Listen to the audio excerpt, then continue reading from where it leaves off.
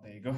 I say hello, Africa, hello, the world. Welcome to Decide Young Leaders end of the year event. So we are all through here. We are pleased to have you all joining us.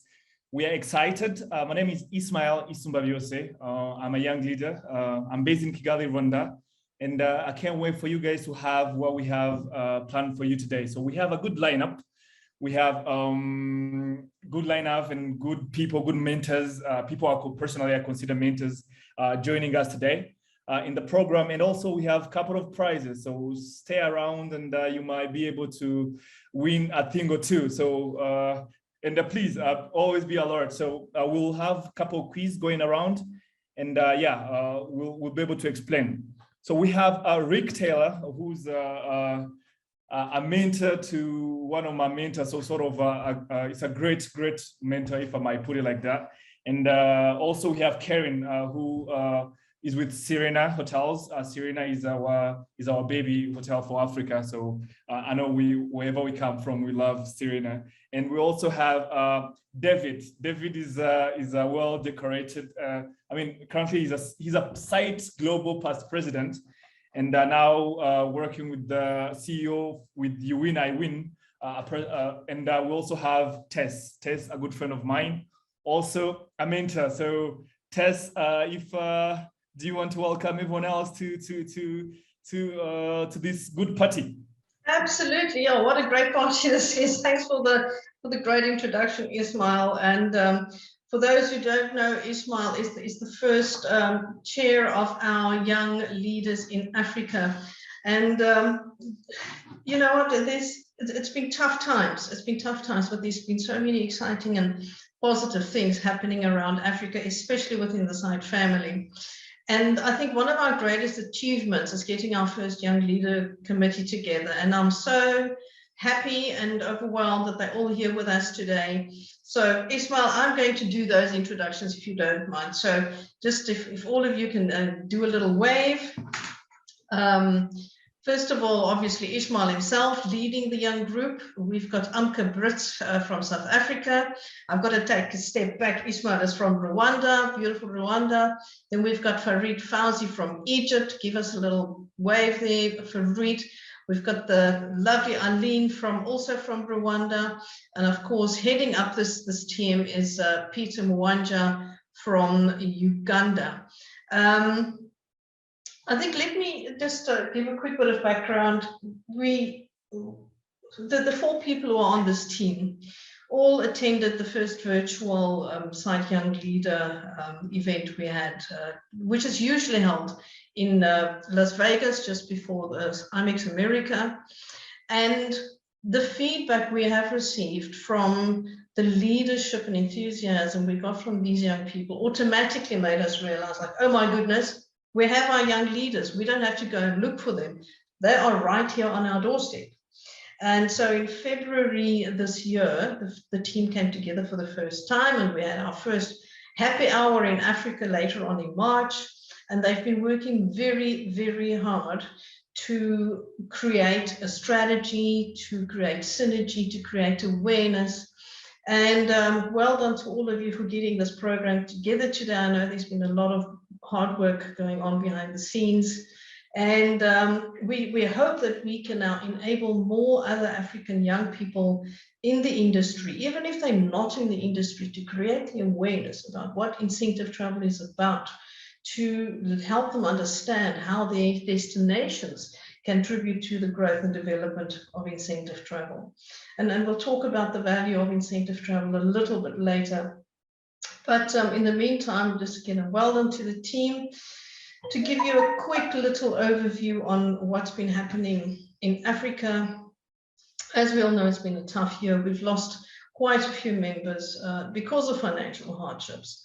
But that said, we gained and regained a lot of new members across Africa. And I think we need to enhance the opportunities to help them become part of our family. It's all about engagement and sharing knowledge and sharing experiences. And I do hope that 2022 will see a lot more of that happening. In the meantime, from a South African point of view, we managed to, for the first time, get proper, solid data on the economic impact of incentive travel. The figures were staggering, and we've shared that with Site Global.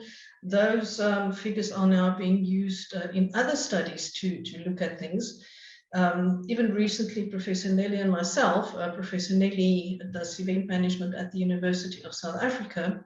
She invited me to co-present on research that was done by the industry, and we realized that there's a massive gap between what the academics have done with regard to incentive travel and what our industry has done for ourselves.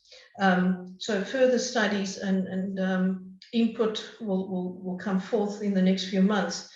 But on that topic, what David is going to share with us shortly is recent research that was done by Site Global, and very, very interesting observations that will come out of there.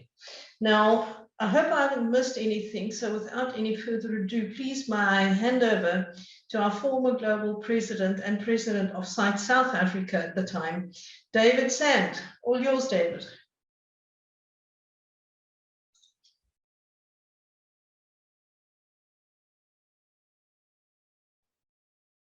David, we can't hear you.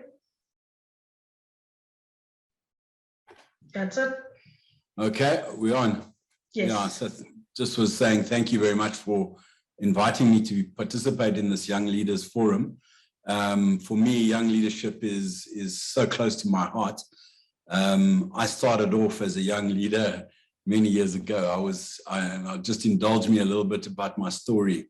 So I had a corporate job with Barlow's and Anglo-American in South Africa, two of the giant corporations. And I told my father that I was going to leave and start my own business. And he was horrified that I wanted to give up such a blue chip corporate career to go and start in the incentive travel industry. He didn't even know what that was about. Anyway, at the age of 28 years old, I left the safety of a corporate job and I went on an entrepreneurial journey.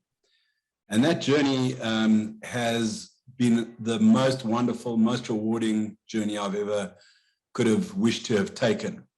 And of course, I've made many friends along the way, hopefully not too many enemies.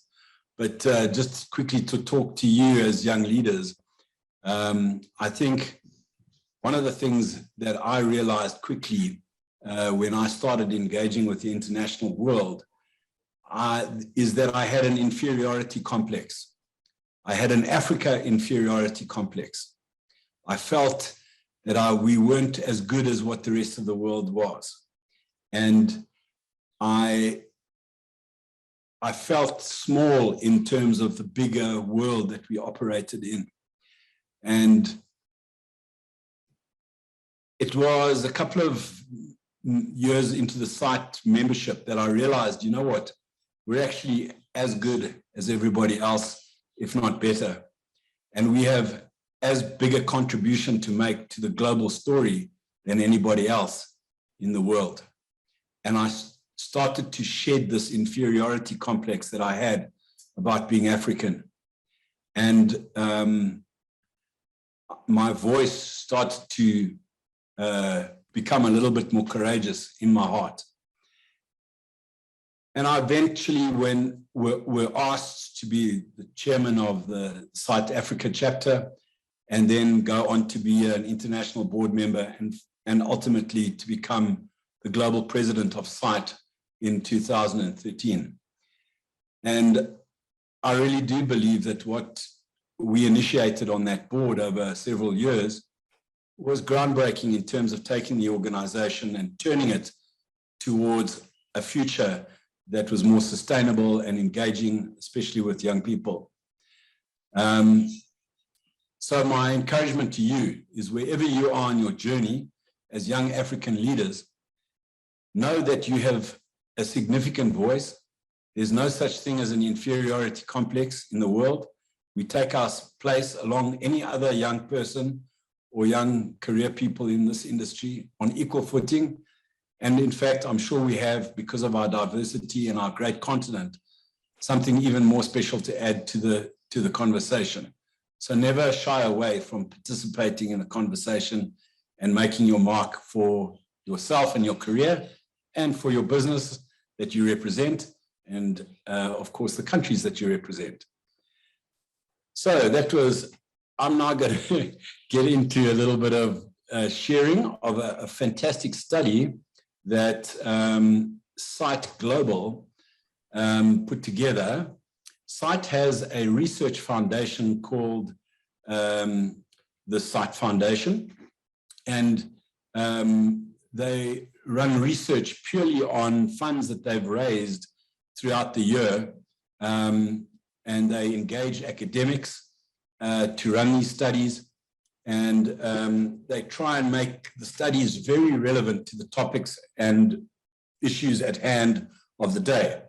This particular study was done this year. There was a poll taken in February and then one later in August. So these are this is very relevant, real-time data almost.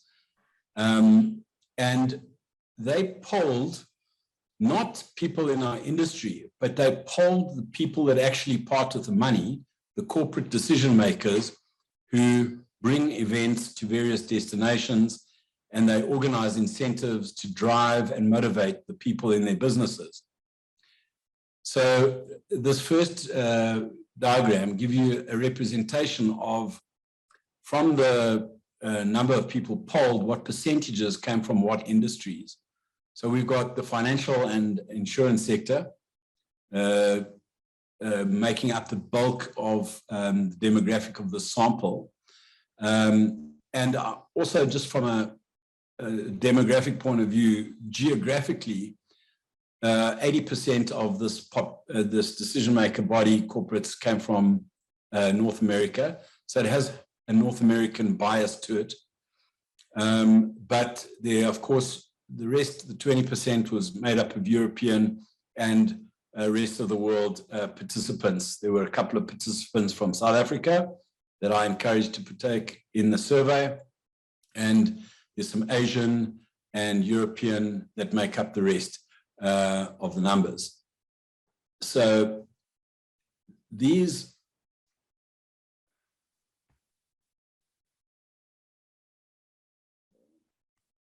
seeing my screen, huh?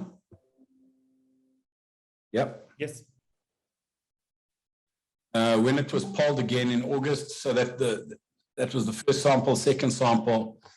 And then what was it really trying to understand from the survey? So the first part was to understand if the C-suite executives of a company still supported the use of incentive travel, despite the craziness of our COVID times.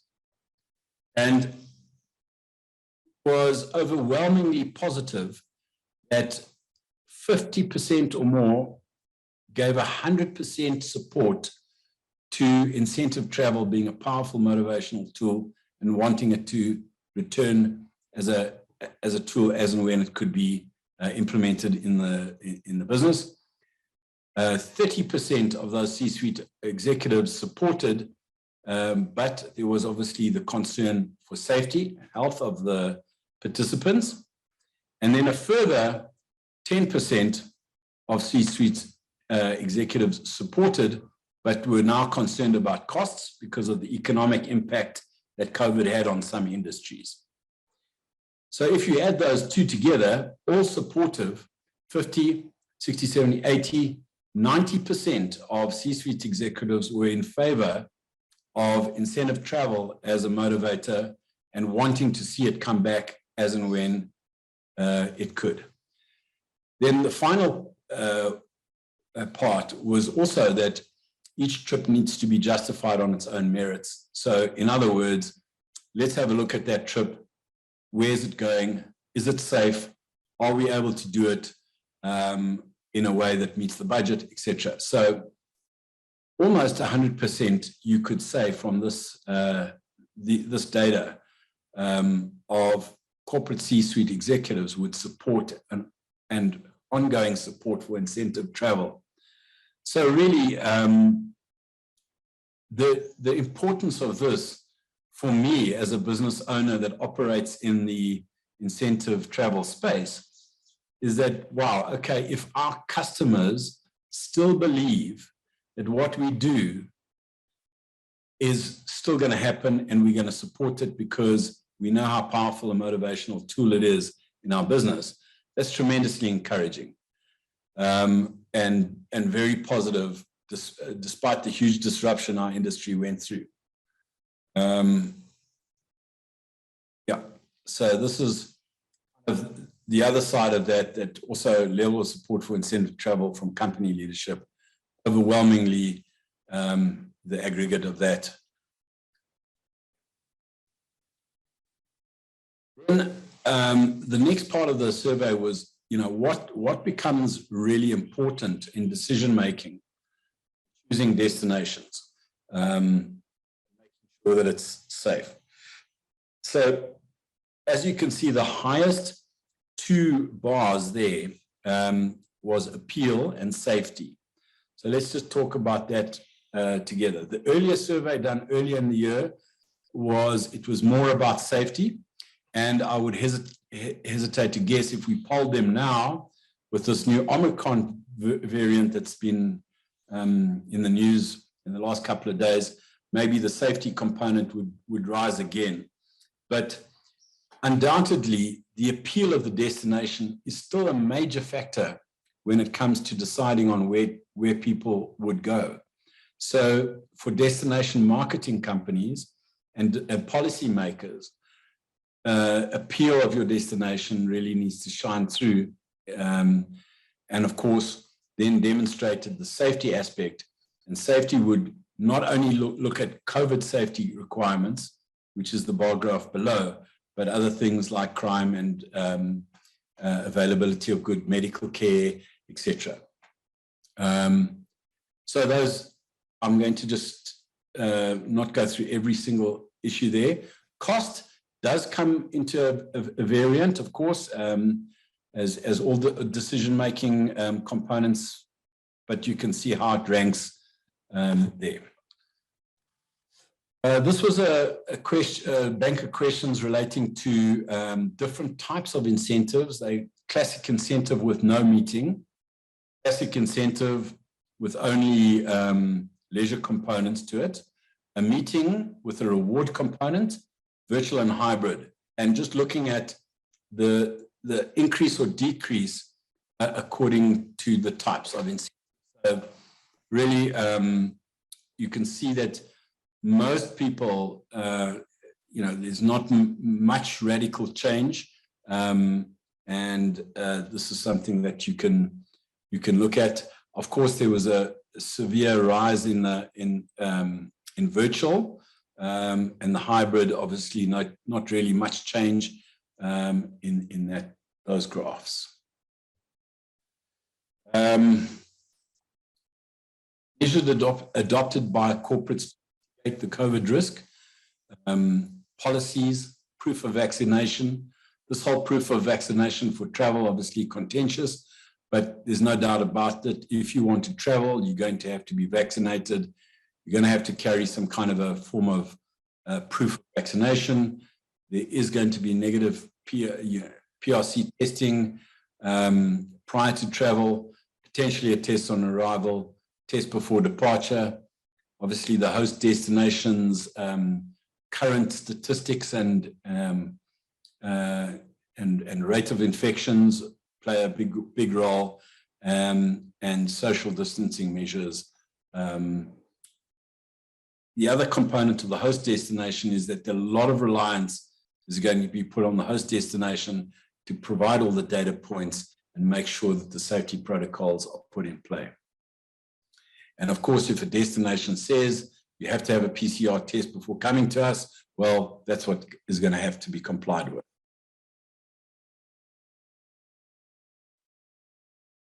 I'm going to skip that slide.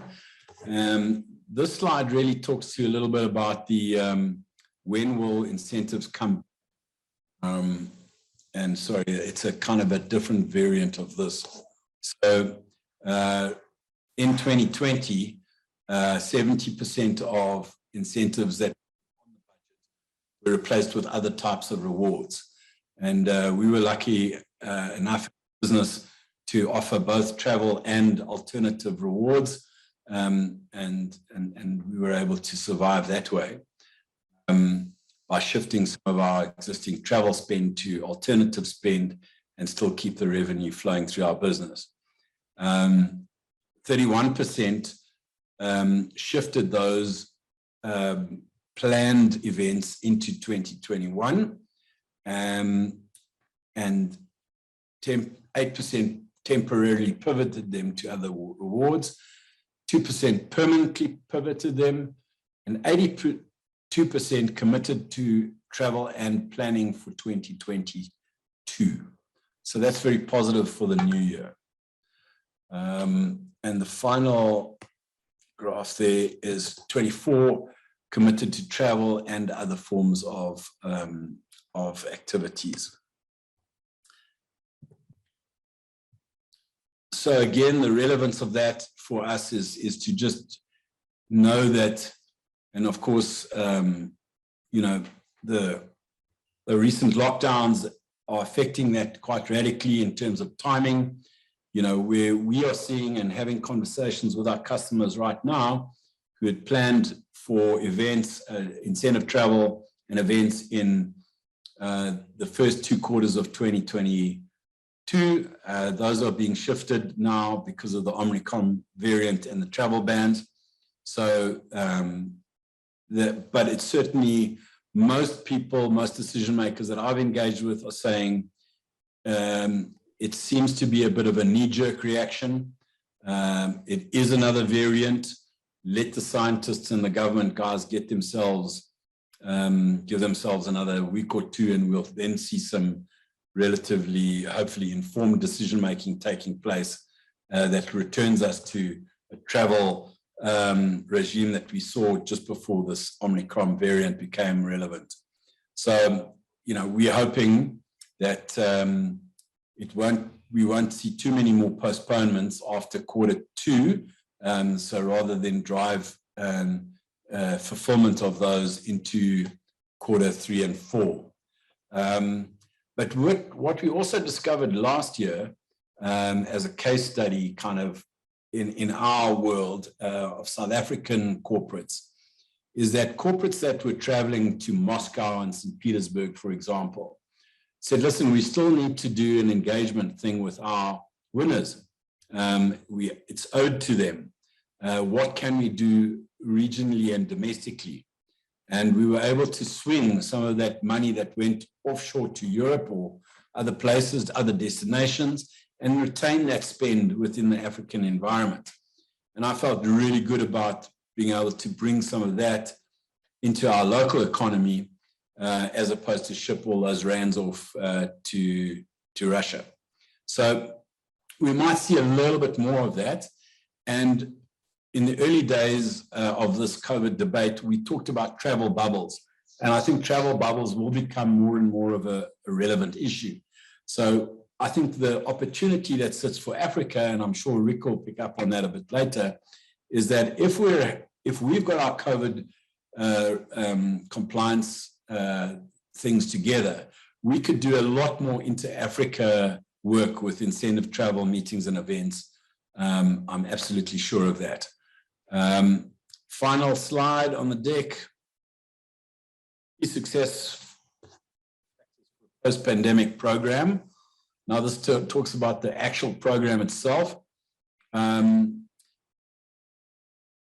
Absolutely important here is ensuring that the contracting of the program is done correctly and with risk mitigating factors. Then we look at the right kind of destination that can handle programs, that can handle last minute changes and have agility and flexibility in the way they're able to offer services. Of course, there's a demand for much better analytics. So we are expecting much better analytics from Rwanda if we ask for them. and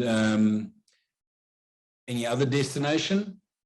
There are a lot of sustainability issues, measurement, of course, in the run-up to who is qualifying, and then measurements of various factors as we roll out a program, new resource skills, and so on.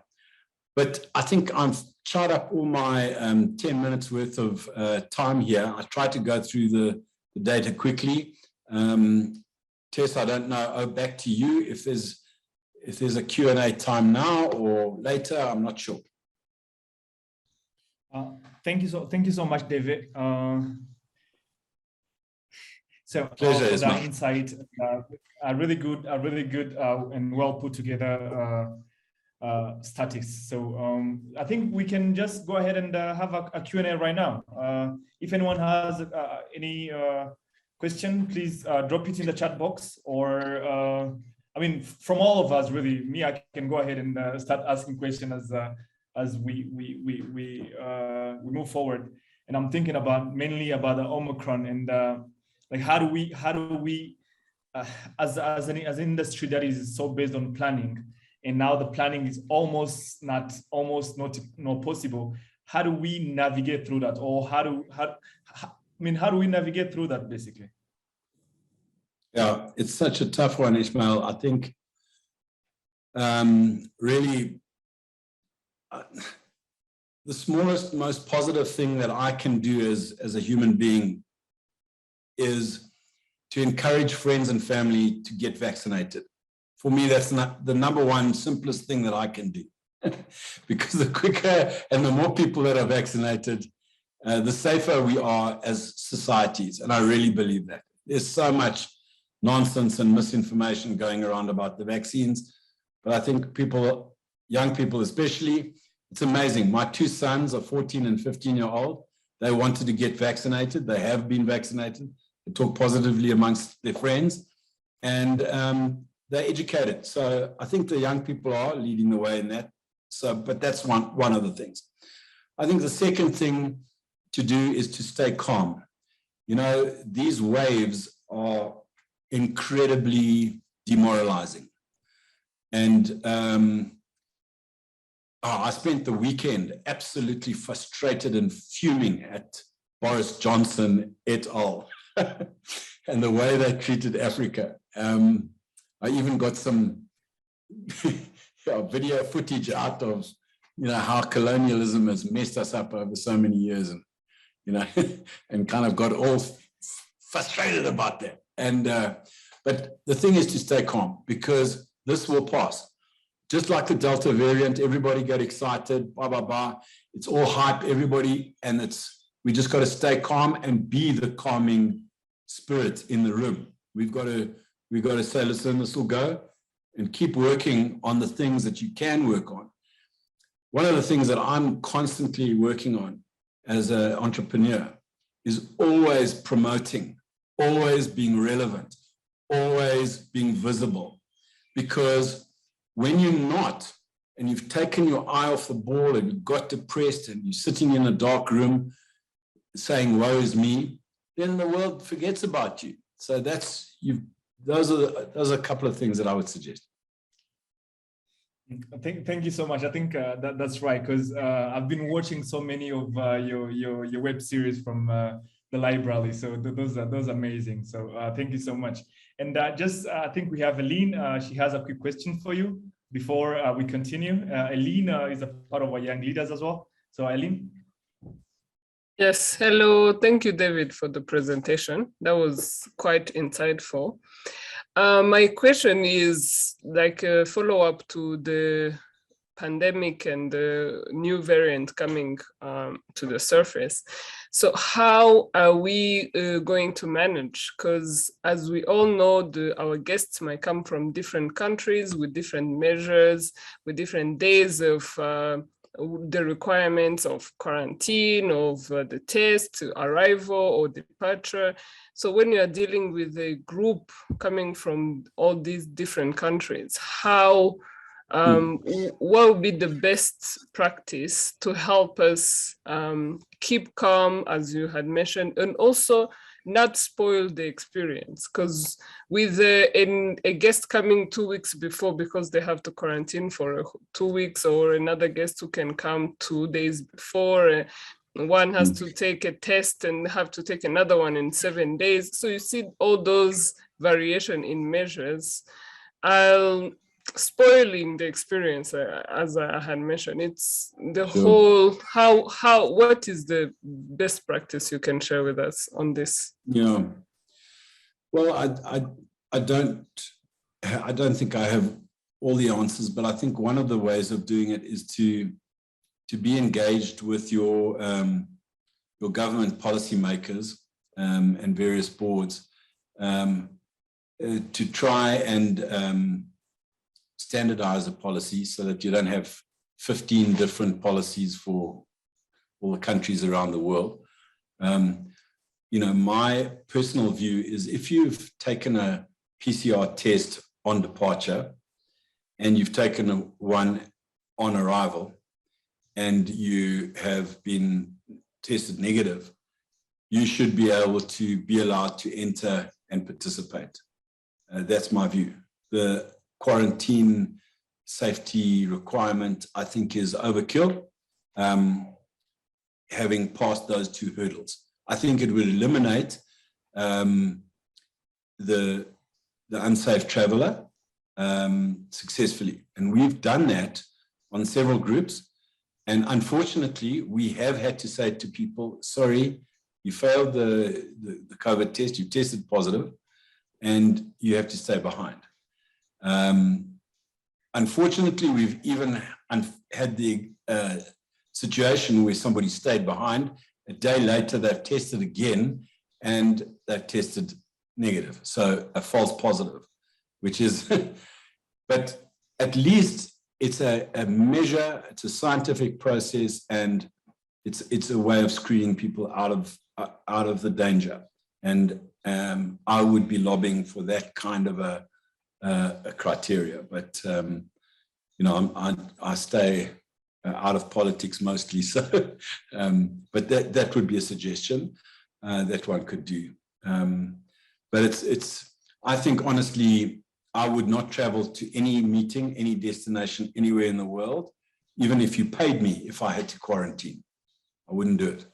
I just don't have the time to waste. So it would, I think it's going to just, people won't come if there's quarantine processes in play, unless you have to, because you've got work in that country. But for the kind of things like incentives and conferences, very unlikely that you're going to have people actually attending.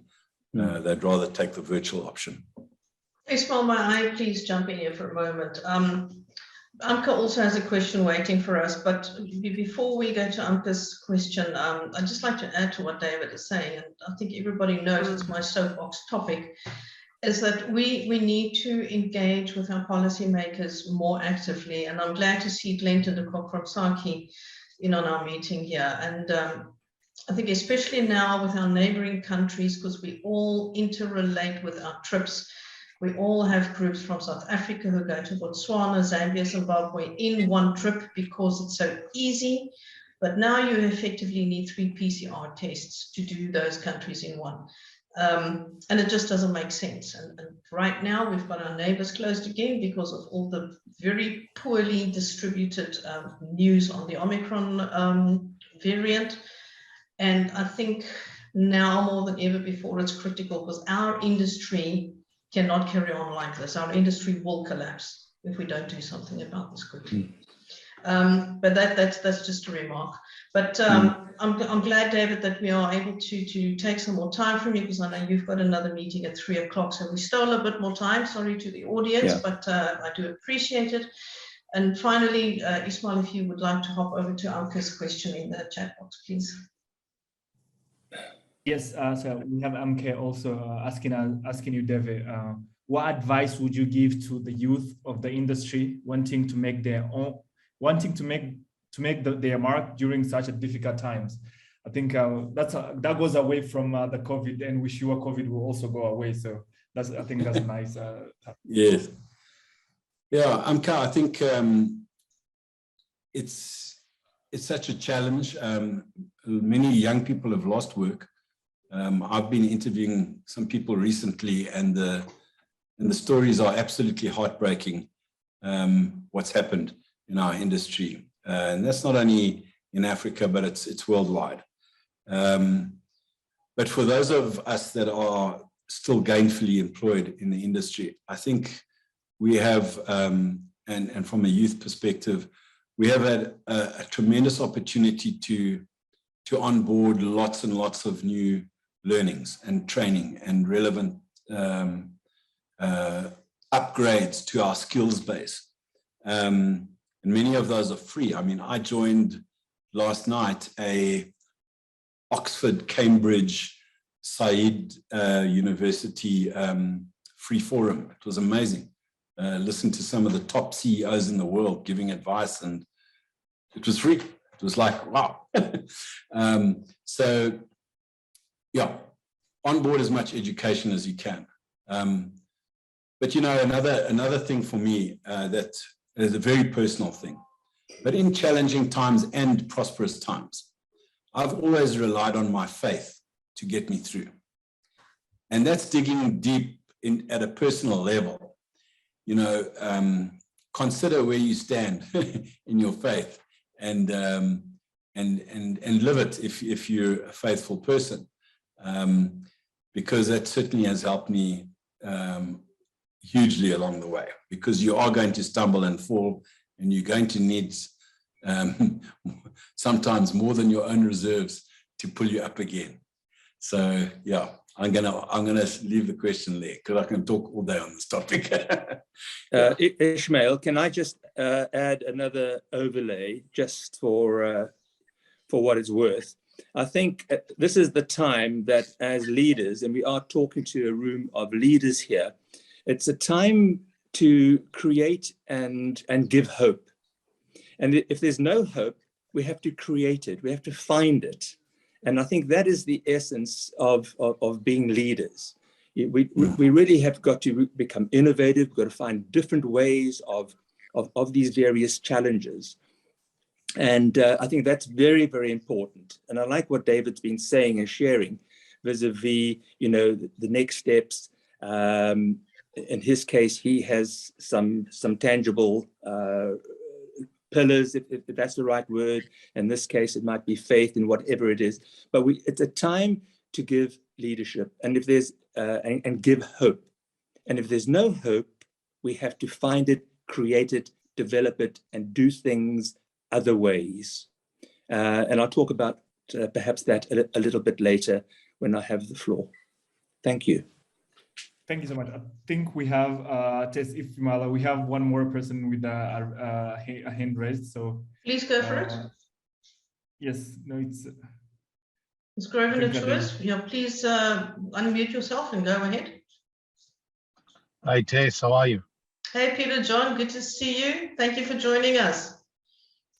Yeah, from the comfort of my car, but lovely seeing you, David and Rick.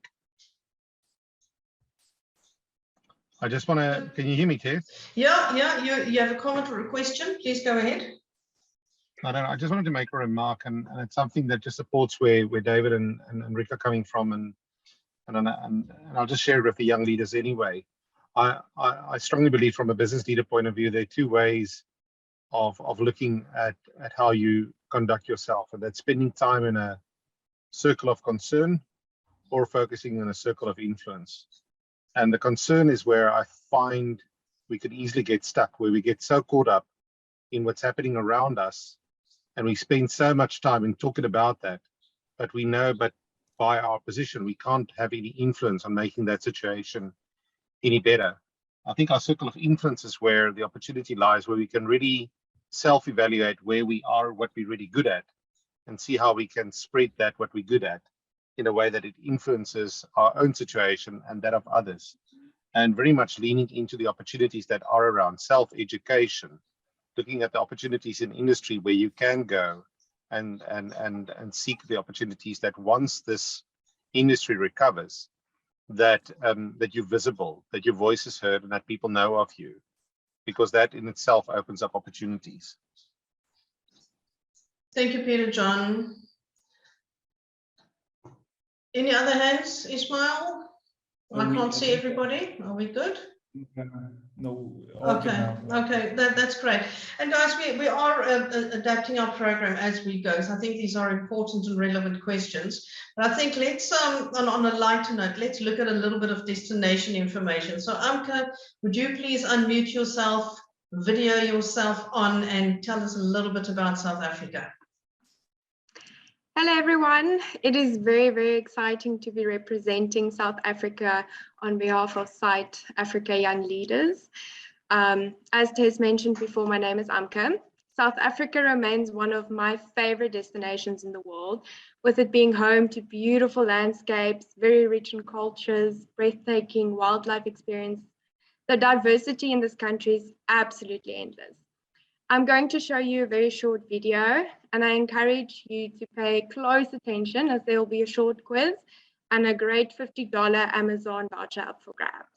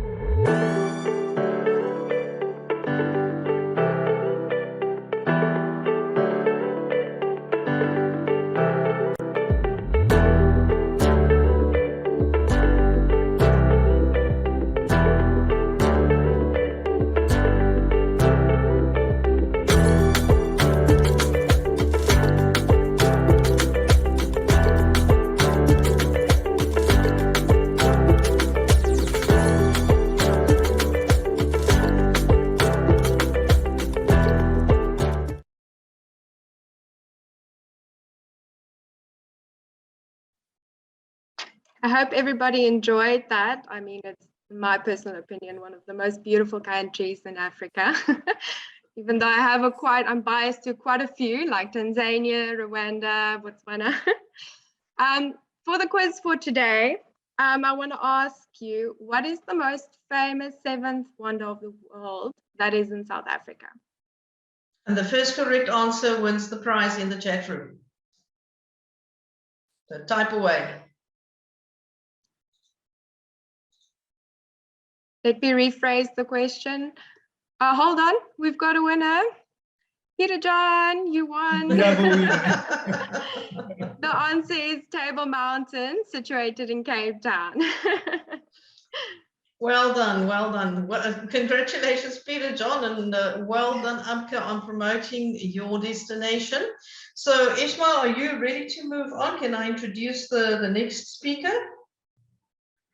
Yes, I am. Okay, lovely. Karen, thank you for bearing with us. Now, without any further ado, Karen represents the Serena hotels, as we've already mentioned, and these are some of our favorite homegrown African products. So, Karen, you just need to give me a moment, but start, just do a quick introduction while I quickly line up your presentation.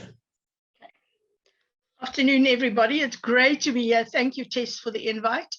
I am Karen Sieberhagen, and I am the Sales and Marketing Manager for Serena Hotels based in South Africa.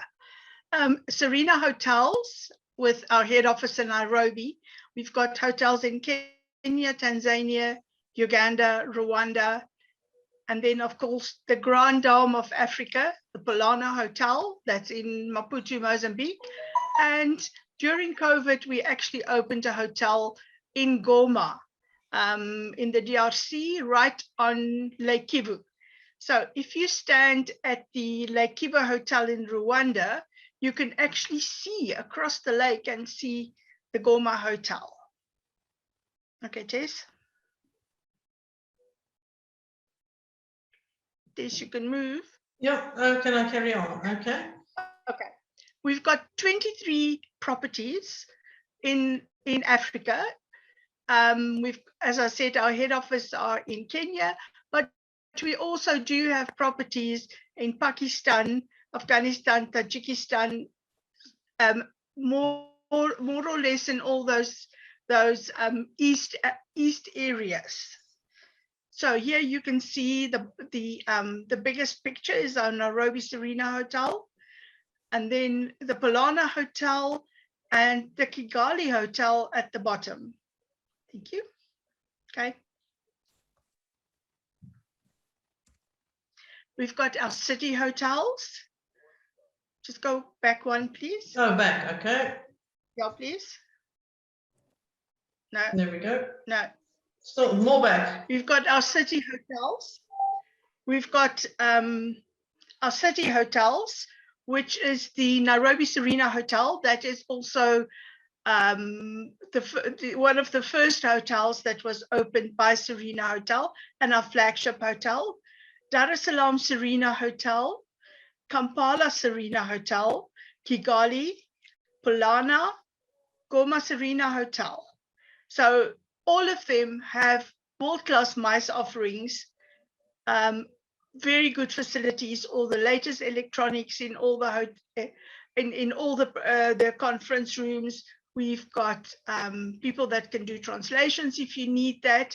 We've got the breakaway rooms. So we are there for your MICE, your MICE meetings. Okay. It is. Okay, so you've got the picture. Should I move on beyond the suites? Okay, now it's the hotel suites. Most of these suites are actually the presidential suites, and you can see it's really opulence and beautiful. The one with a little that's all brown, that is at Amboseli Serena Lodge with a view of Mount Kilimanjaro. Okay, Tess. Resort hotels. Our resort hotels, biggest picture is Lake Victoria Serena Hotel with a beautiful 18-hole golf course that was designed and is maintained by some South African guys. So it's very nice to go to Uganda and speak Afrikaans when I'm there. The bottom picture is in Zanzibar. Sorry, sorry, I went too fast. So is that okay? Okay. Yeah, you can carry on. Our tented camps are absolutely luxury. One of the top pictures is at Lake Elmentaita, which is about 2 hours away from Nairobi, and very much built in that Karen Blixen style. The one at the bottom with the chandelier, that's in Sulu, overlooking a little river that goes there. And I was once sitting there just minding my own business, reading my book, and an elephant came past. So it's right there in the wild. The other two pictures of Sweet Waters, which is near the equator, and also beautiful tented camps, fully equipped with showers. We even have a wheelchair equipped tented camps. Okay. Then, of course, the exotic locations, what can I say? Zanzibar Serena Hotel, you can see Mavumu River Lodge, that's right on in the Sulu Game Reserve. Then we've got Amboseli with the elephants and Ngorongoro Crater. Our lodge in the crater is actually built from the stones that come out of the crater. Okay.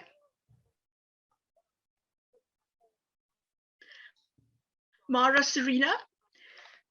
This is the only lodge in the Mara area that is built on a little koppie. So you have a view of the whole of the Mara, or a great part of the Mara, as well as a view of the river. So it doesn't matter where you sit or even the gym has got a view out over the Mara River. I think that's the last slide, Karen. No, there's Right. Oh, here we go. Here we go. Sorry, I got stuck. There we go. Then our authentic agricultural architectural designs.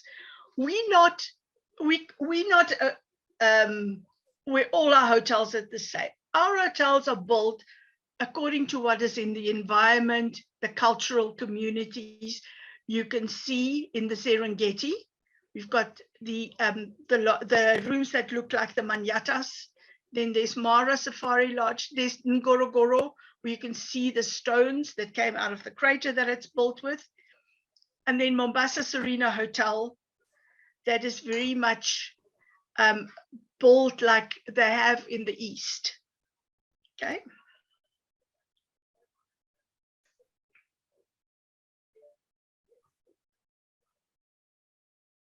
So architectural designs. Should I? There you can see again, that's Lake Manyara with that beautiful swimming pool that actually won an award of one of the 100 swimming pools in the world with the best view. Wow. And the bottom picture is at Amboseli. Pan-African themes around. The Aksum Bar is at the Nairobi Serena Hotel. And then there is the two other pictures are of the Kampala Serena Hotel. Okay.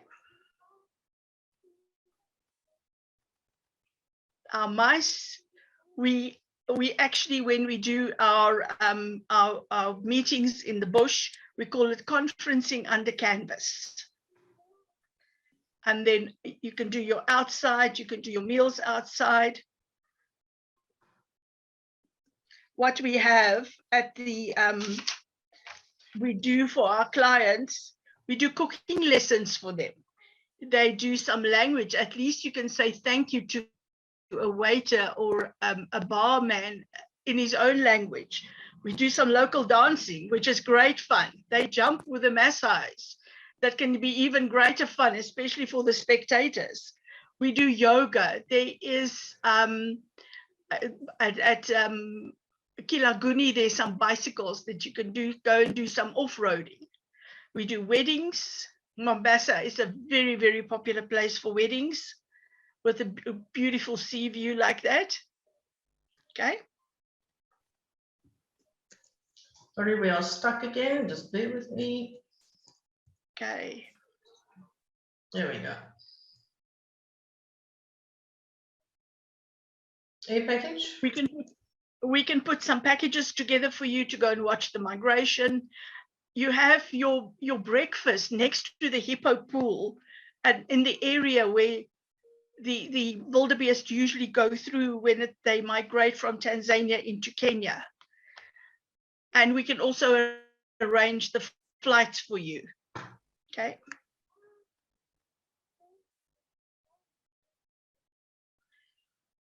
And of course, every lodge has got to have a water hole where you can see them coming. There's salt licks. For me, the best is watching the elephants at Kilaguni. There is so many elephants that comes there, and to watch them is like watching your neighbors, because there's that same hierarchy. Like you drink first, and you're on the other side of the railway line. You've got to wait until the fancy ones are done. It is, and it is absolutely amazing to sit and watch these animals. Okay. Dining in the bush, there's nothing better than dining in the bush. The little top picture that you have on the right-hand side, that is a huge rock that is near Kilaguni. And according to stories, this is the rock where the lions watched the railway workers in the story of the man eating lions of Tsavo. So we do lunches on the rock. You see the most stunning African sunsets from that rock. And I'm sure you all agree with me, there's nothing like an African sunset. Okay.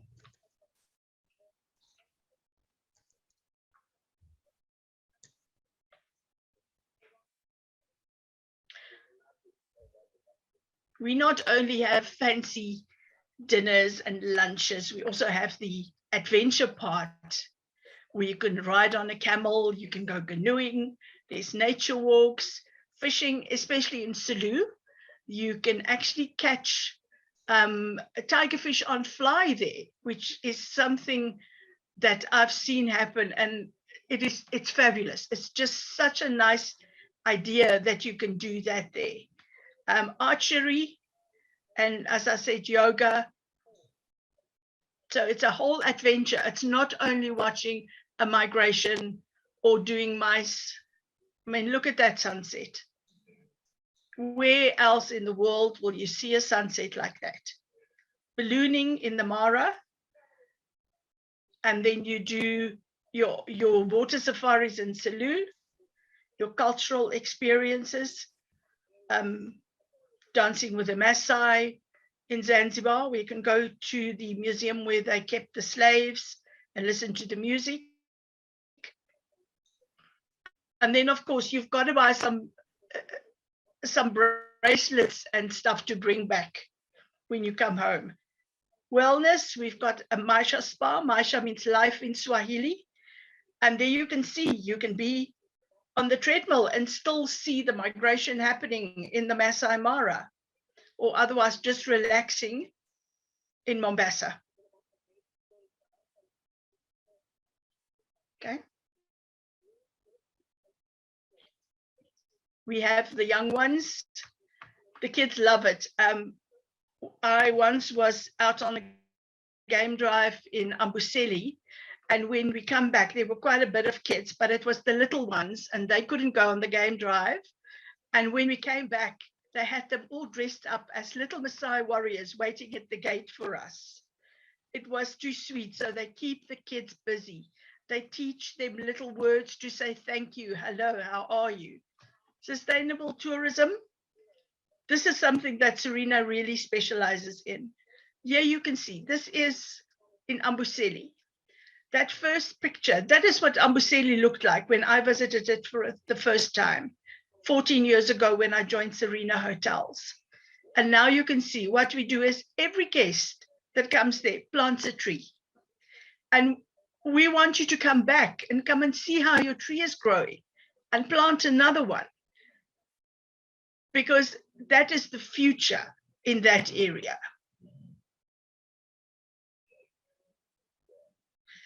Another sustainable tourism in Mombasa, we've got a butterfly park. We do the little, now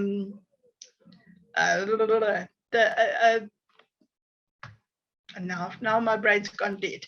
The little, what do you call them?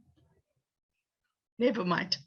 Then what we've got, as you can see down there, is the chess set that is built with flip-flops that come out of the sea.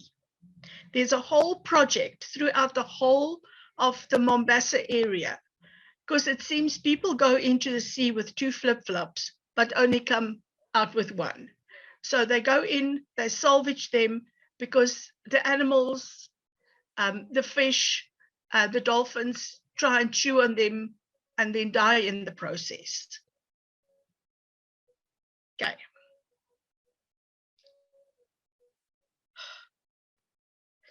We are fully COVID compliant. Okay. Yes. Thank you very much. We hope to see you at a Serena Hotel soon. And I'm available if you need to ask questions. Thanks. Thank you so much, Karen. I mean, what a diversity of products. I've been privileged to be at a few of them. It's one of my favorite products in Africa. Does anybody have a question for Karen before we move on? I think again, we'll just look back at just a quick one, yeah. In the past year, some of the incentive they might have hosted and what are the challenge, or it's not the challenge really, we all know the difficulty of hosting an incentive event in the current conditions. But I just wanted to ask basically a practical example of one of the incentive they might have hosted.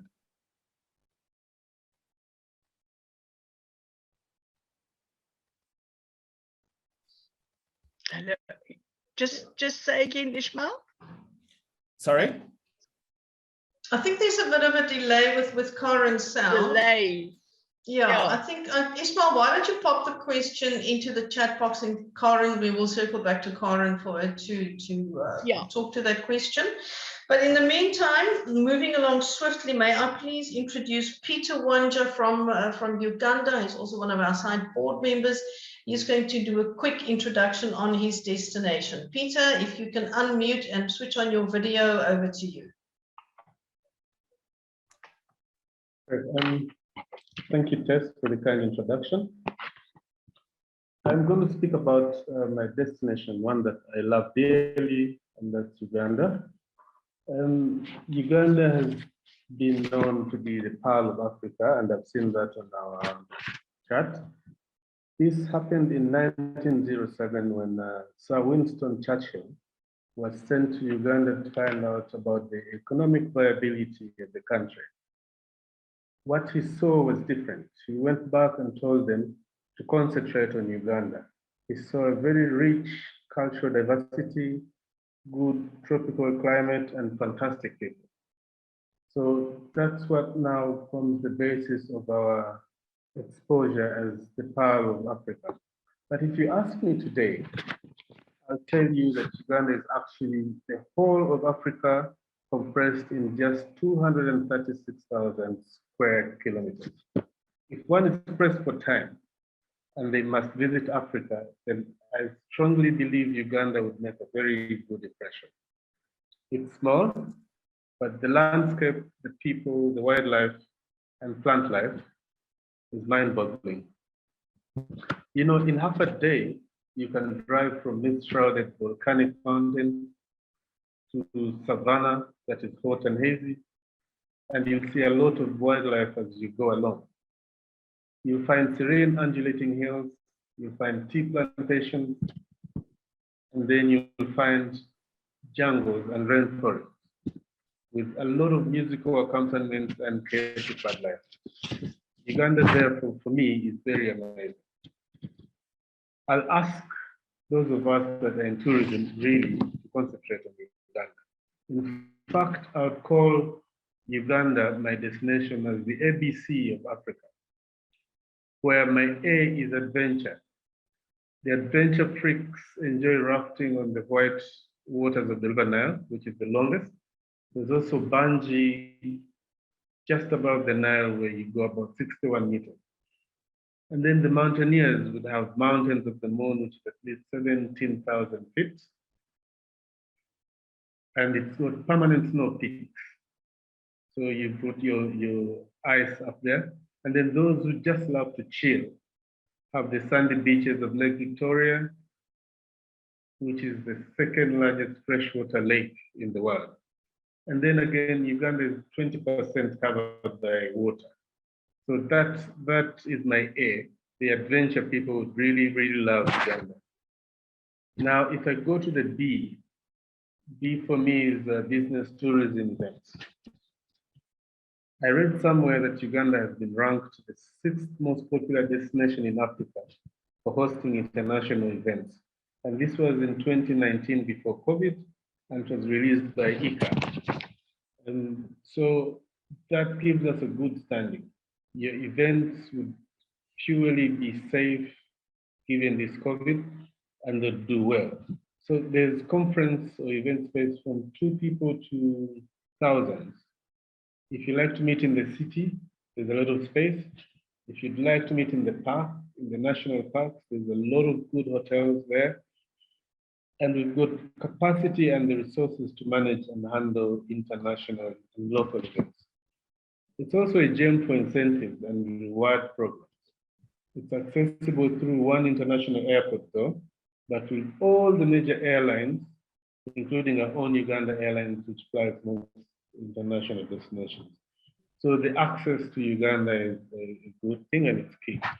And finally, because of very few minutes, we've got the C. Our C stands for conservation. In Uganda, we believe in conservation of biological diversity. And so the country manages 22 national parks and game reserves combined.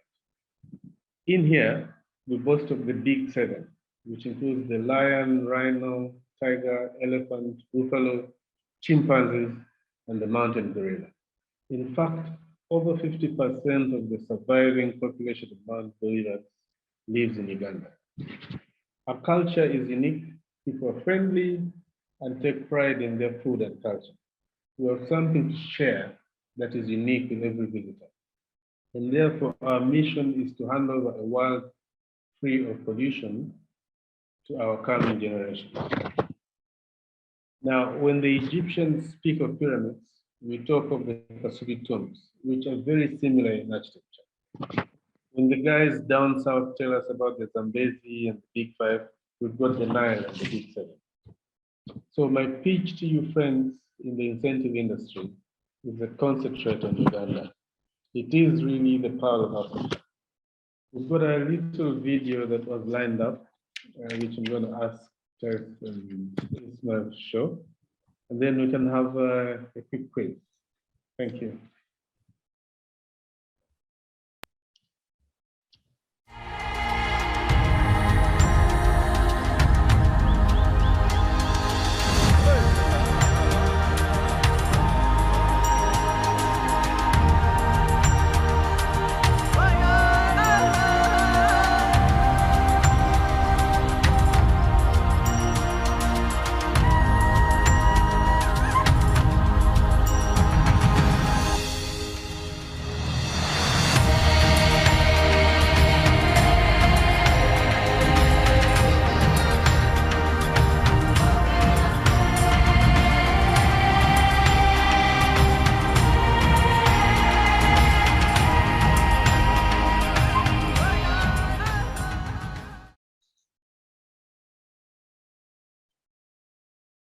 So my question would be, where in Uganda do we find mountain gorilla?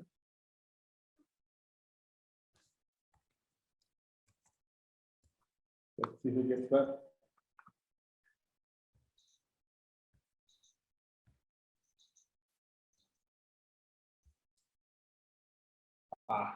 Do we have a winner?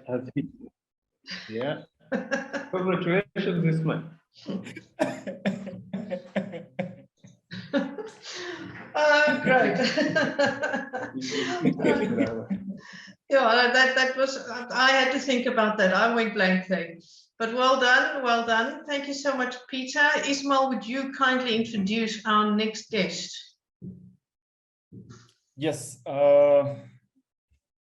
Sorry, am I on mute? We can hear you. Yes. Sorry, I was just checking if I was on mute. So our next guest is Rick Taylor. Rick is Rick. So basically, just to say what he's done or what he's achieved, and him going from founding the South African Convention Bureau and the South African Tourism, and moving all across East Africa. I know he had an opportunity to also the Rwanda Convention Bureau as well, the Kenya Convention Bureau. I think now he's currently in somewhere in Western Africa for all the amazing work. So Rick, if you may. Thank you, Ishmael. It's an absolute pleasure and absolute privilege to be with you all this afternoon. So and thank you for the warm invitation.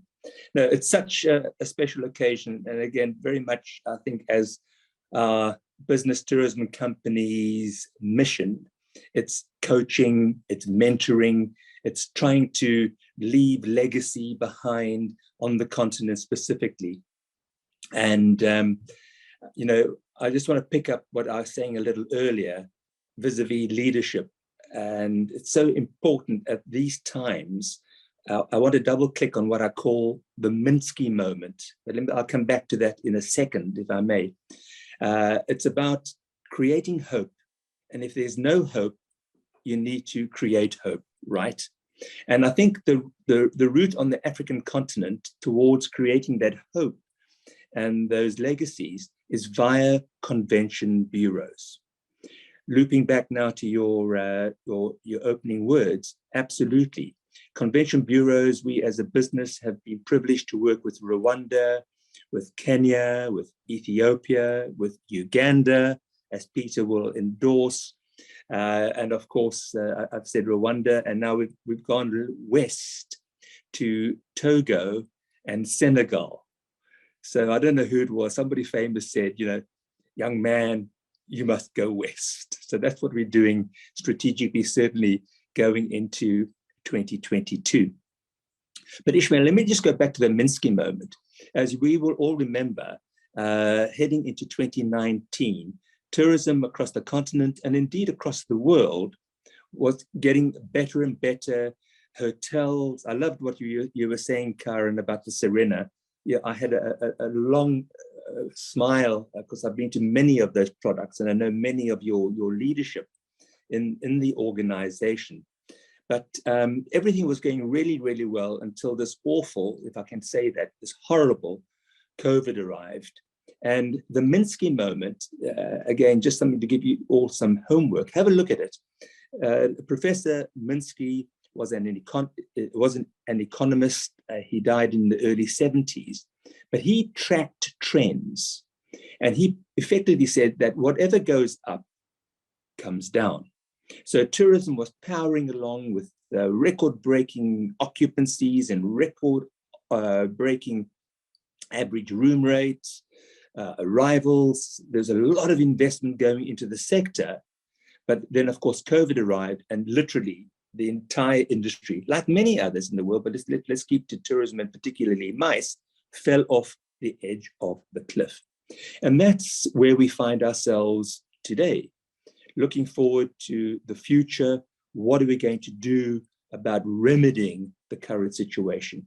And I think a lot of the responsibility reverts back to DMOs, destination marketing organizations, and specifically convention bureaus when it comes to our significant sector, which was worth just over $1 trillion in 2019. So an enormous amount of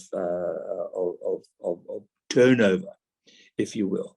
One of our challenges as we set up these convention bureaus is talking to governments and getting them to move away from a comfort zone, i.e. the leisure space, into something that's perhaps a little bit more uncomfortable, being the business event space. Because arguably, it's a sector, I believe, that it's not sufficiently ring-fenced, it's not sufficiently grasped at the highest levels.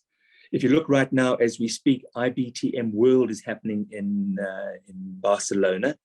And I, perhaps like many of you in the room around the table this afternoon, have been following that virtually.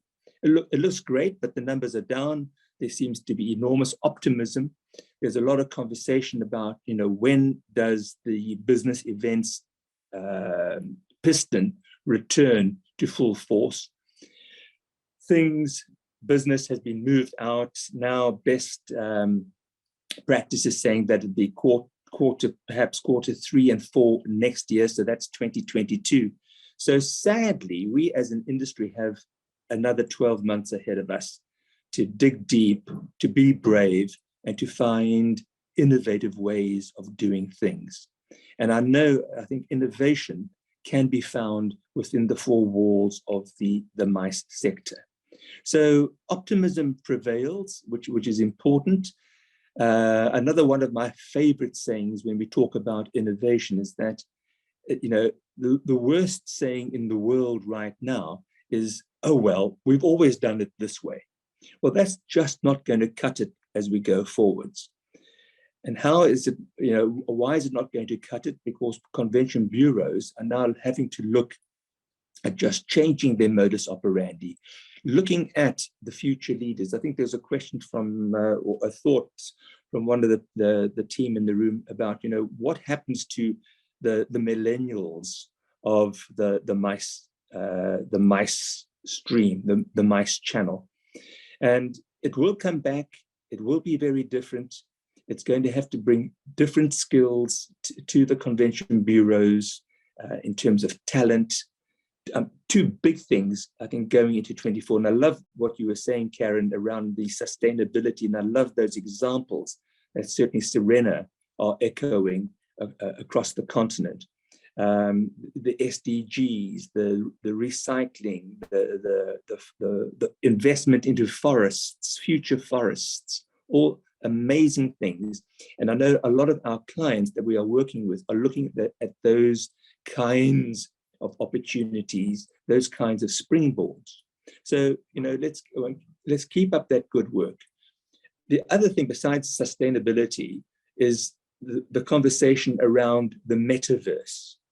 What are we doing about the metaverse? So this is like new language. How are we as a sector going to immerse ourselves? How are we going to take advantage of this metaverse where it's about, we're still, I think, perhaps the same old humans, but all this new stuff happening, and how do we wrestle and take advantage of that as a significant sector?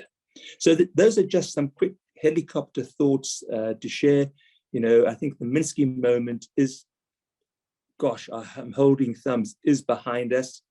We've this recent setback, you would probably all have read in South Africa alone, 1 billion rand, what's that in dollars, whatever that is in dollars, was cancelled between Friday and Monday morning as a result of this new variant. So we still remain positive. I think we have to remain positive. This too will pass, and it's an opportunity to really, I think, reignite our thinking and make sure that we are ready going forwards. If you look at crises, we'll go back, to, you possibly would have heard all this. The Spanish flu happened, the financial crisis happened, but we have this resilient DNA to be able to work with it and come back. So as I said, Ishmael, those are just some opening thoughts vis-a-vis mice. Important to have, I think, a convention bureau. I saw Frank Marangwa being interviewed this morning in Barcelona at IBTM World. He did a great job. Rwanda's there. Uganda, I understand, Peter, there was a conversation. I'm not sure, did Uganda go to IBTM World? I know they were going to go, or certainly considering going there. Who else was there? Did they go? Great. Yes. Yeah, I know Kenya has just returned from IMEX America with very positive results. So Africa is slowly starting to move.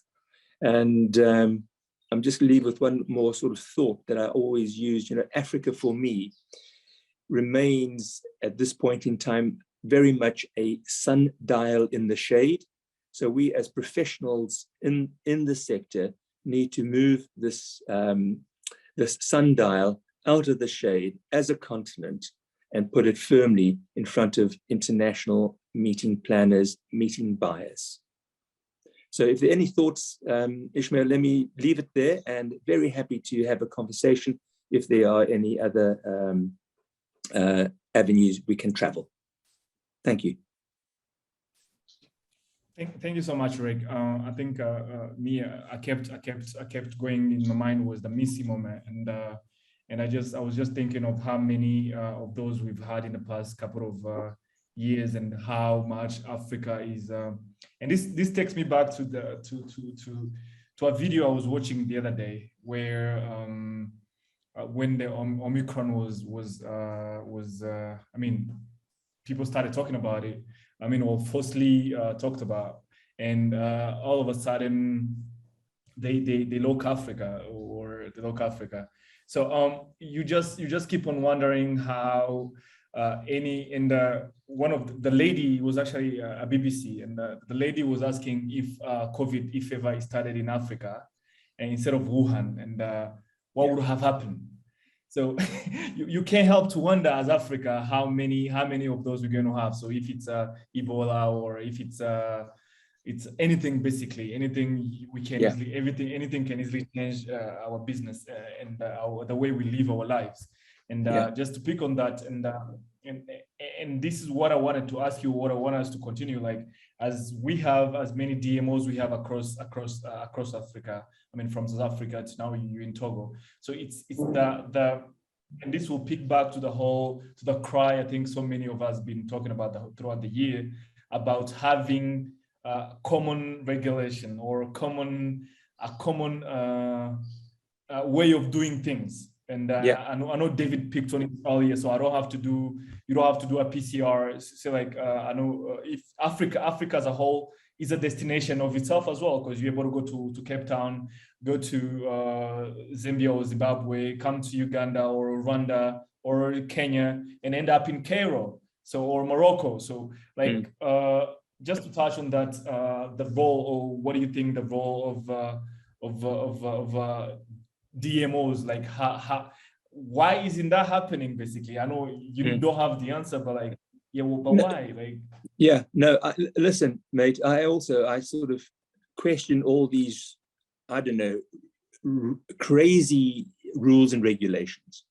So right now, I think they vary from Cairo to Cape Town, from London to across the entire world.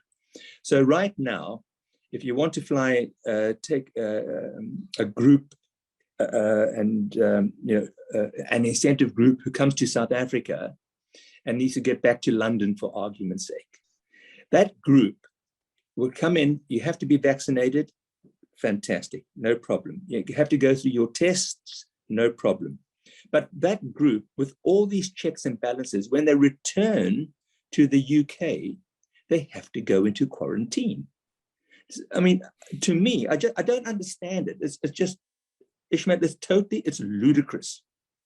I've been jabbed, I've tested, I'm fine, but I still have to go returning back to into quarantine. So I think the governments, there's no common denominator. It's becoming, and the flip side of that is that I think communities across the world are becoming highly and totally frustrated. Look what's happening in Austria, just to take it away from our own border so we don't get attacked. Look at what's happening in Australia. There just seems to be no consistency. There's knee-jerk reaction, and sadly, Africa is at the brunt, I think, of this movement, or this anti-movement. No, it drives me totally mad. And by the way, I think in Africa we were okay to travel, so sort of domestic and regional travel was good, and we just had to arrive with a negative test. We've been doing some work in Kenya and Ethiopia, and we were in Dakar about a month ago. There was no problem. Just come in, you're negative, you're welcome. But now that seems to be changing. I think Kenya yesterday have now said that you need to be vaccinated. So, mate, I don't know. I think this conversation is going to continue, but made land somewhere solid, and before we all go totally crazy. I know this is something. There's a question. You want to go first? No. I just, Ricky, totally right. This conversation is going to go on forever. But I think as leadership, we do have to escalate this, but we need to do it call it an orderly fashion. We need to strategize and coordinate our efforts. Now, I would love for us to go into our discussion, but Ishmael, unless there's any other questions for Rick right now, so I'd like to circle back to Rick when we go into our discussion, but should we quickly switch over to Aline and let her introduce her fabulous destination? No, there's one quick question for Rick. Okay. I think we can just take that one, and then we go next to Aline. The question is from MK, says, the destination of a conference has always been a marketing method. With such ever-changing market and restrictions, how do you foresee this influence to come back of conferences? Great question. I think the comeback, it's going to be new. There'll be maybe 2 or 3 pronged, the comeback. That's why I was talking about the metaverse, which is probably the third comeback modus operandi. So first, let's take IBTM World that's happening right now. There is a face-to-face component, there is a virtual component. And I think those 2 pillars will remain going forward. And so as a PCO, as a DMC, one is going to really have to get innovative about how does one obviously charge for those kinds of platforms, how does one attract the numbers. I appreciate the reference to destination, I think, because yes, it is a marketing platform. And, you know, how do you get arguably 1,000 people that were not necessarily coming to your destination, You host a conference, right? I mean, if you go around the room, how many times have we traveled on leisure? Many of us have been literally to half the destinations in the world, but it's always been business-centric or primarily business-centric. And then hopefully if the Convention Bureau has got its marketing and its CRM strategy really efficacious, really working hard, you can get up to 40% of those business delegates who generally have gone to a destination for the first time to come back with family and friends inside 5 years. So those are just some of the strategies that need to work. But I think looking at certainly my crystal ball going forwards, the virtual and the face-to-face is going to be working a lot closer together. Although, I mean, Tess, we've been talking about virtual conferences for I don't know how long. It's now really, I think this pandemic has made it, has brought it to life. And I think generally the research has reflected with positivity. Yeah. I completely agree with you, Rick. And I also think like the restrictions that countries decide to impose is also going to play a very big role in the destinations that companies are going to choose to where they want to host their actual conferences. Because if it's going to be difficult for anyone to enter, they can't use that destination as a tool of marketing to get people to come to the conference. Yeah, absolutely. Yeah. So we go into sort of new waters, a new chapter, where our skills, our new thinking skills are going to be tested, which in itself, I think, generates a platform for more meetings, right? But hopefully more face-to-face meetings rather. I mean, this platform here this afternoon is actually quite nice. It's so good to meet you all and see you all again and what have you. I know it would be better face-to-face, but perhaps it does fill a gap. Most definitely. And I mean, we get to connect with our mentors, which is always great, and to learn from you guys. Yeah. You know. Great. And we are always here. And just pick up the Zoom. Thank you, Rick, and thanks, Amke, for those very relevant questions.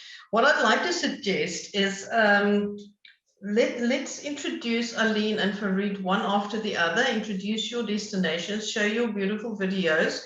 Then, instead of a panel discussion, we're a small enough group, I'm going to throw a few ideas into the mix, and then we can just have a general discussion and see where that takes us. Is that okay with everyone? Awesome. So, Aline, please tell us about the magnificent Rwanda. Thank you, Tess. Well, the magnificent and remarkable Rwanda. Thank you. As Tess mentioned, my name is Aline Wase. I am from Rwanda and I'm part of the committee as well. And I'm here to introduce my beautiful country, Rwanda, the country of 1,000 hills. We have been a big newcomer, if I might say, on the continent. We are making our mark. We are making our voices and our beautiful destination heard and seen. We have come in as champions of the ecotourism or sustainability. We are here to not only show off what we have as a destination, but also introduce a different way to explore and also be gentle with nature. As you all know, we have made ourselves conservation champions with especially starting with the mountain gorillas, who have now moved out of the endangered species because of all the efforts we have put in as a country and as a tourism sector. And we have been also, if you followed the news closely, we have now even introduced 30 more wild white rhinos in our Akagera National Park, which is one of a big goal we had as a tourism sector. We want to see how they can be introduced in the park and grow, hopefully for generations and generations. But before we play the video, I know most of the people will see, okay, Rwanda sounds fantastic, we want to see it, but how do we get here? Very simple, we have Rwanda, which have now moved to more than 77 destinations with routes, with collaborations with Qatar Airways, with KLM. We have made our country accessible to many. So without further ado, I would like you to watch our beautiful video and experience a little bit of our culture. Thank you.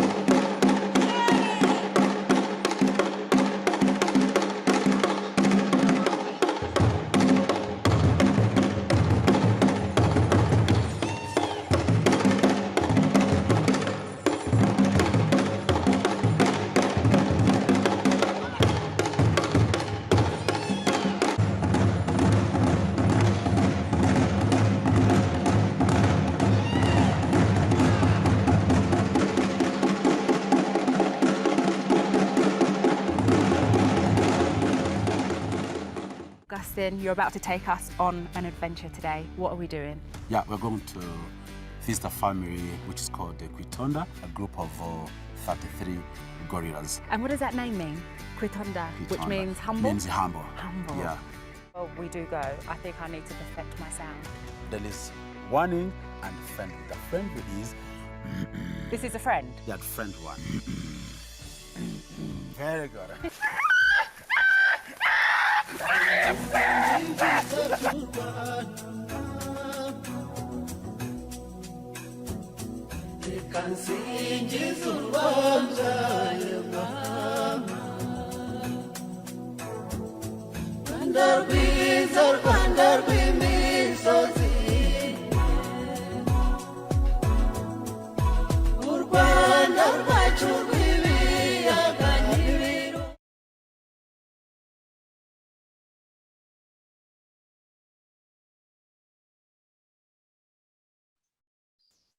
Aline, thank you so much. How lovely. Thank you. There's so much more. I mean, we need hours to listen to everything. And just one thing I'd like to highlight, can you please just talk to us about visas. I think Rwanda is one of the countries with the easiest, most efficient visa system. You want to touch on that?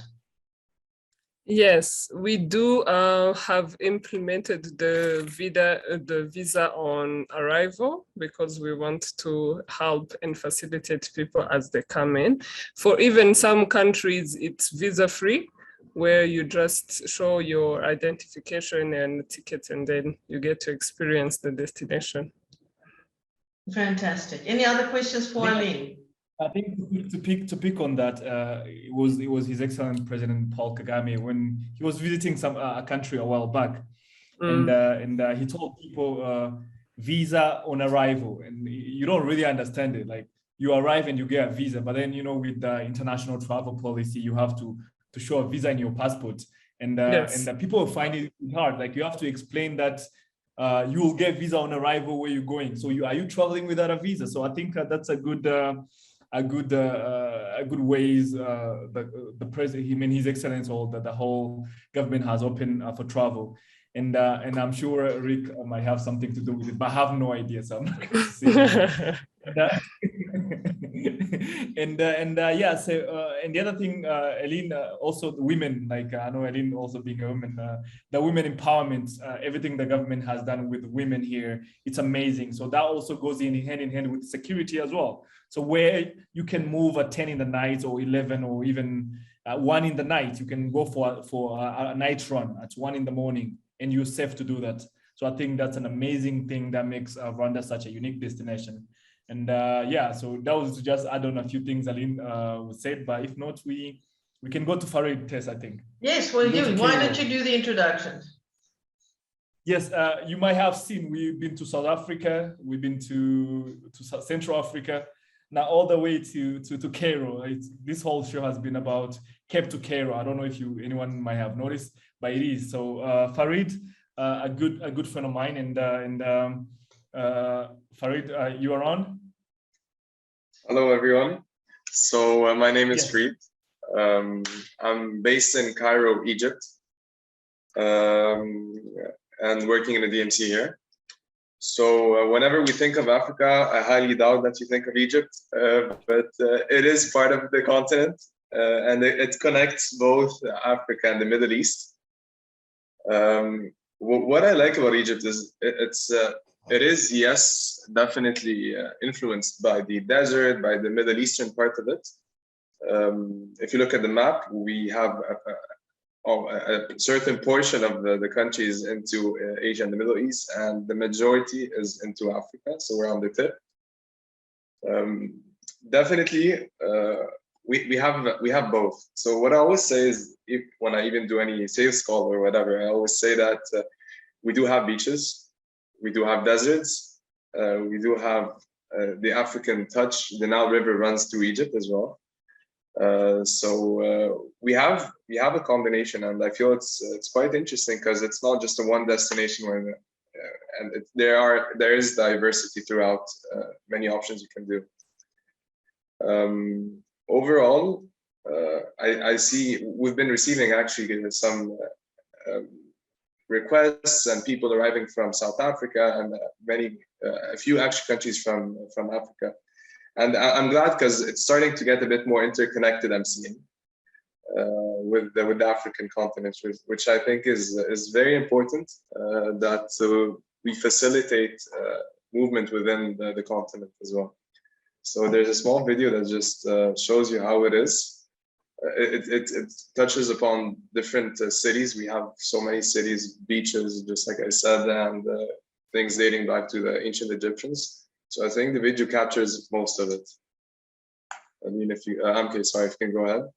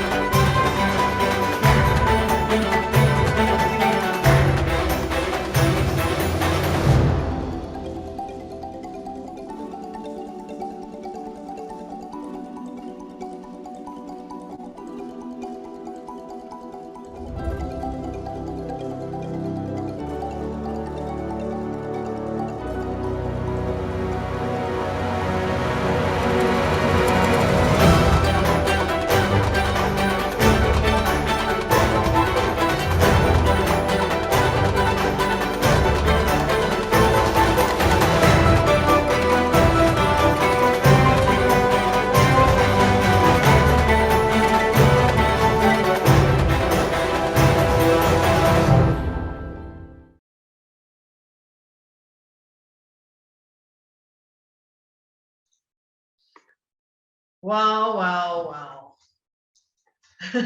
What a destination. So yeah, you know what, I think all the videos we've seen here today, 4 fabulous destinations, and that's just a part of what Africa has got to offer. Does anybody have questions for Farid before we go into our discussion? All Can good. we come visit you tomorrow? Yes, we're open. Am I on your red list? Yeah. Farid, you mentioned how important it is for Africa to like support each other and interconnect. How easy is it to connect a holiday with Egypt with any of the other close by destinations? Do you mean in terms of connecting other African countries or? Yeah. So for example, sometimes you do Tanzania and then you hop over to Rwanda, you know.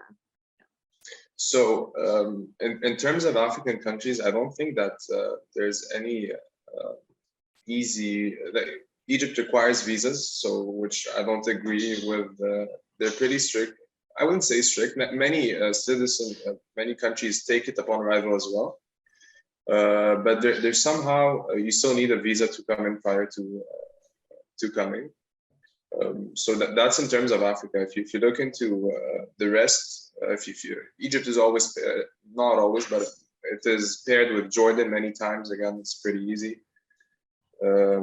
So overall, I would say globally it is connected. We have so many flights coming in and out every single day from all over the world. But I mean, in terms of Africa, I don't think it's enough, in my opinion. I think it could be more interconnected. I think it should be a bit easier to move in within the continent. Hopefully, it's something that they're considering at the moment. But yeah. Yeah, I remember landing at Cairo airport and the ride to the actual terminal felt longer than the actual flight to Egypt. So I'm interested to see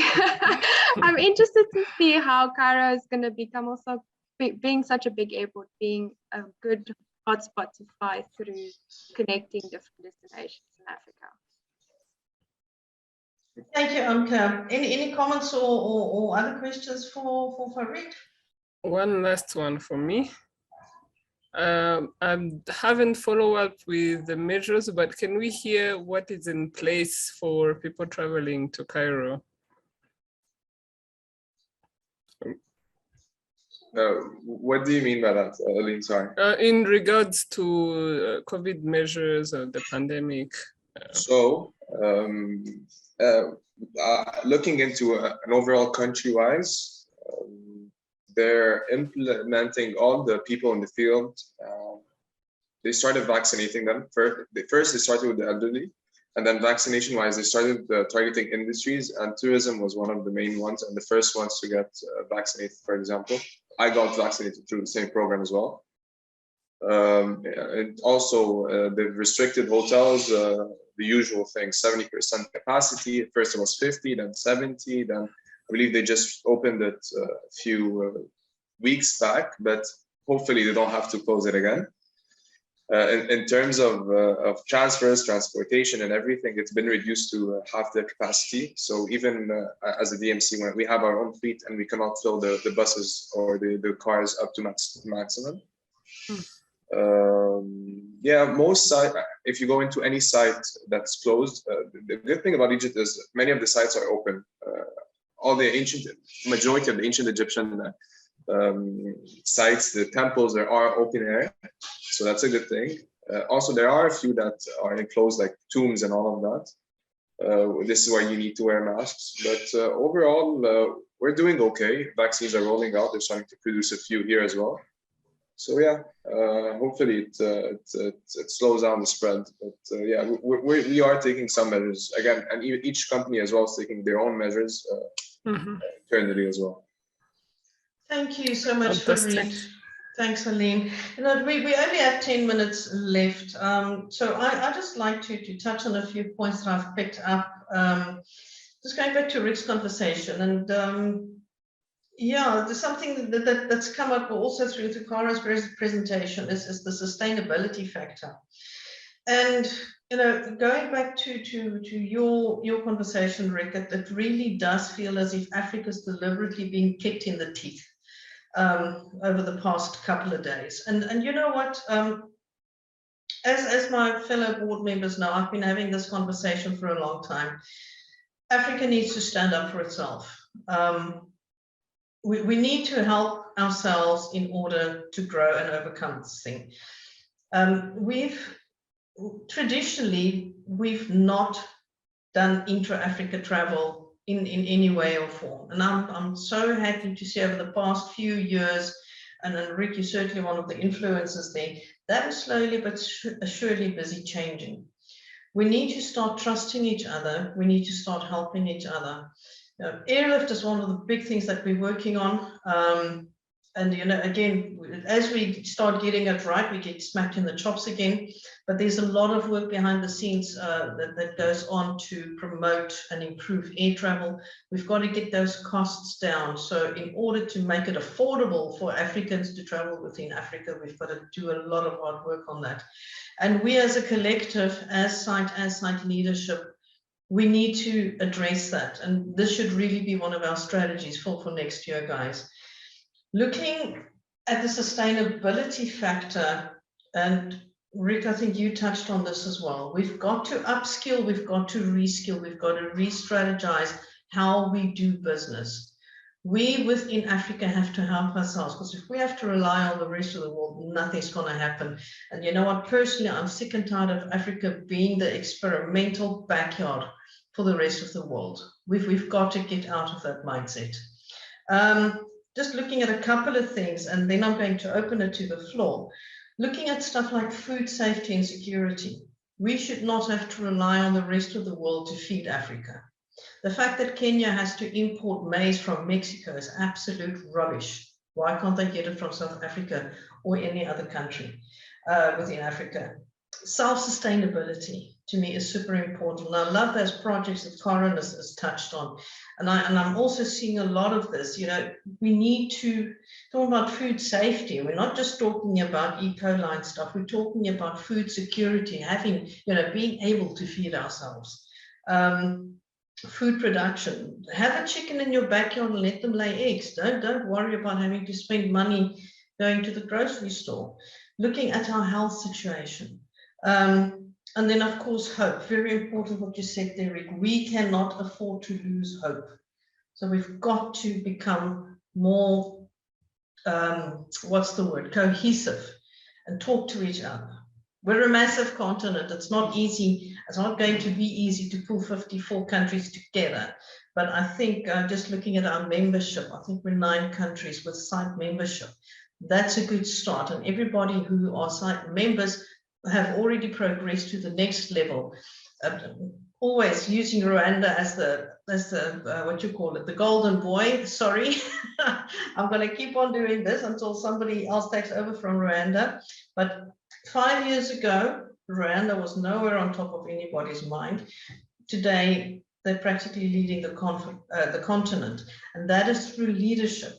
And leadership is what we've got to focus on, especially with our young people, because they're going to have to lead this continent in a few years' time. And on that note, I'm going to shut up and open the floor. So anybody wants to have a go? I just want to add to the back of that, Tez. I mean, sustainability and conservation has definitely been a golden thread throughout, and it's very close to my heart. And, with the more we try to have all these protocols to avoid cross-contamination and all of that, we are also increasing our single-use plastic, for example. So how do we continue keeping the high standards of protocols and having our tourists feel safe, but also continue being sustainable and looking after our nature and our conservation and all of that? It's always question. Yeah, Rick, yeah. Do you want to speak to that? Yeah, I mean, absolutely. I'm just looking here. I made some notes, picking up, I think, threading a sentiment that certainly the room is sharing. To go forward, we need to start changing things. So, as I said a little earlier, The worst thing right now for me, certainly, and I think for us in the room, is that, well, we've always done it this way. Well, if that is what it is, reverse back, double click, and find out how we're going to do that. How are we going to generate innovation? Often when I think of innovation, what does innovation mean? And I hope I'm not going to go too far back in our reference points, Tess and gang. Do we all remember Henry Ford? He was the guy who built the very first car, right? So when this is just to try to keep it a bit light. When he did his research, asking his community, asking his target market what they wanted, they said they wanted a faster horse. So, I mean, there you are in a space where there were no motor cars all those years ago. And the research said, give me a faster horse. Well, that's not good enough. You need to go and find other ways of doing that. So we talk about, and I think you put it on the table, Tess, around trust. We as a continent, coming back to the conversation vis-a-vis visas and airlines, and our air strategy needs a lot of work. Trust and inspiration is going to steer certainly the meetings industry into the next decade, off the back of powerful convention bureaus. So in those convention bureaus, we need strong leadership, as we've been talking to. We need the kind of talent that's been demonstrated here off the back of South Africa. And we need to build high trust teams. How do we trust each other? And I think that's perhaps one of the challenges from an African perspective. I'm just trying to find, I know I've got somewhere in my notes here, again, underlining exactly what you said vis-a-vis the lighthouse brand right now, being Rwanda. To your point, Tess, 5 years ago, there was nothing there. And I think people are now saying, oh my God, so that is what a convention bureau can do. But it needs a lot of work. It needs a lot of talent. You've got a fantastic team there. You've got great private sector starting to grasp the business events channel, funnel, call it whatever you will. And already there are conversations of DMCs, PCOs in Kenya, in Ethiopia, looking to set up offices there. And that is exactly the long tail of what the business events sector can bring to a destination. But it needs commitment, and it needs passion, and it needs unwavering focus. Yeah. Thank you, Rick. So we've got like 1 minute left. Any parting shots from anyone? It looks like we unfortunately lost David, so I would have loved for him to make a closing statement, but I think he's dropped off. Rick, anything in closing from you? Yeah, I just think, thank you, Tess. Just in terms of a closing statement, it's been a privilege and a pleasure to be with you this afternoon for a start. We're going into a new world. 2021 is hopefully behind us. Let's look forward. Let's not look backwards. And I think inspiration is something that we can all give one another. Totally. I'm so happy to see David manage to hop back on board. David, we're just busy wrapping up. Would you like to share some closing comments before we close up? Yeah, certainly. Thanks once again. I've really enjoyed all the videos and content. And I think what's amazing is that we are pioneering something much bigger than ourselves and our own destinations. We're pioneering a collaboration between the African continent that I think in years to come will bear much fruit for our own organizations, countries, and our continent. I think the initiatives that SITE is putting out there to engage young people in leadership roles across Africa is really what's going to make a massive difference. As much as we are in a very challenging situation now. I think there is great hope for our continent, just by the quality and the nature of the people around this table. I think that bodes well. But you spoke about the Africa being so front and center in the whole climate change and sustainability debate. I think the world is looking at Africa for its solutions to climate change. We are going to be so well positioned, not only from a business tourism point of view, to capitalize on that particular segment, but I think we can see there will be trillions of dollars and euros flowing into Africa to support reforestation issues, conservation issues, and all sorts of initiatives that return Africa to its rightful place to be the breadbasket of the world, the resource basket of the world. And I think there are many African professionals that are returning to Africa with huge skills base that they've gained in the global market, that see Africa as their future for not only their own wealth creation, but as a place where they can make a purposeful contribution to Africa and the world. So my message of hope is that we just need to grind it out, keep working in collaboration. Tess, what you said about us needing to build strong relationships, friendship, and trust between us as the people on the African continent will be a fundamental building block to our successes. We're not going to do this alone as just South Africa or just Rwanda or just Egypt or Kenya or Nigeria. We have to do it together. And when we join our voices with purpose and with passion, we will make our dreams, our African dreams, come true. And like Rick said, as an elder now in the industry, I would love to make myself available. Please link up with me on LinkedIn as the first step, and then let's stay connected and get the dialogue going. I've sit on the Rwanda board, and that's been a wonderful joy for me. But also know that going forward, I have a role to play in many different places, and let's make Africa strong and make it happen.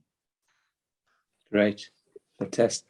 Fantastic. Thank you so much. Guys, unfortunately, we are out of time, a little bit over time. I'm sure our audience will forgive us. I just want to thank everybody for their wonderful contribution, and let's get together soon, strategize for 2022, and make things great again. Thank you for your participation, and have a lovely day. Thank you, Tess.